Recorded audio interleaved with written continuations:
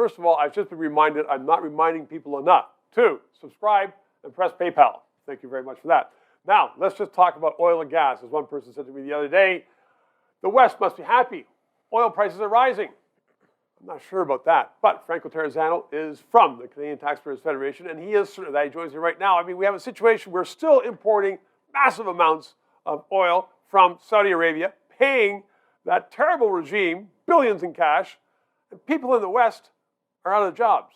Yeah, because we're punishing Canadian oil and gas workers. Why do we do that? I don't know. Because, look, our friends in the prairies have been struggling for 5-6 years now, and a big part of that reason is the federal government. But, I mean, how does the rest of Canada justify that or even support that we are paying so much money? I mean, I'm not surprised that women's groups aren't out there talking about the misogynist government in Saudi Arabia and saying we're supporting it, and no one says boo about it. So anyway, the West is saying, let us in more. But was that person right? I mean, gas prices are rising, but it seems to me that's taxes, isn't it? Well, look, I mean, I hear there's some improvement, but when I speak to my family friends back in Alberta, for example. And you lived in Alberta for years. I lived there for over 10 years. A lot of pain. Still a lot of dismal beliefs out there, and a lot of people are looking at the federal government. They've wanted a hand up for the last few years, and instead they've gotten a boot on the neck. So is there some long-term hope for that industry in Saskatchewan and Alberta, or is it looking like we aren't going to get pipelines and they aren't going to sell their product to Eastern Canada? If Ottawa listens, because Albertans just sent the Trudeau government a clear message. 62% of Alberta voters voted to end the equalization status quo, because guess what? Albertans are tired of being treated like the cash cow for the rest of Canada. Okay, $600 billion. $600 billion since the 60s is what Albertans have paid to Ottawa and by extension the rest of Canada. In return, what have Albertans gone? Hostility to their economic driver. And yet, the Premier, Jason Kenney, he's been around politics for a long time. He has.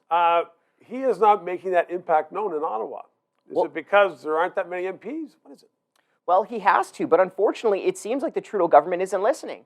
There's factors outside of their control, but they have made the tough times tougher. No more pipelines law, discriminatory tanker ban, rejecting the Northern Gateway pipeline, carbon tax, second carbon tax. The list goes on and on and on. And so, I mean, that list is for, as we know, virtue signaling for the international groups, but does nothing about global warming in Canada. So really, what you're saying is that for the West to get anywhere, we need a regime change in Ottawa. Well, we need Ottawa to start listening is what we need. Because a regime change may not do it itself. Well, they also have to talk to Albertans and listen to the struggles that have been going on there.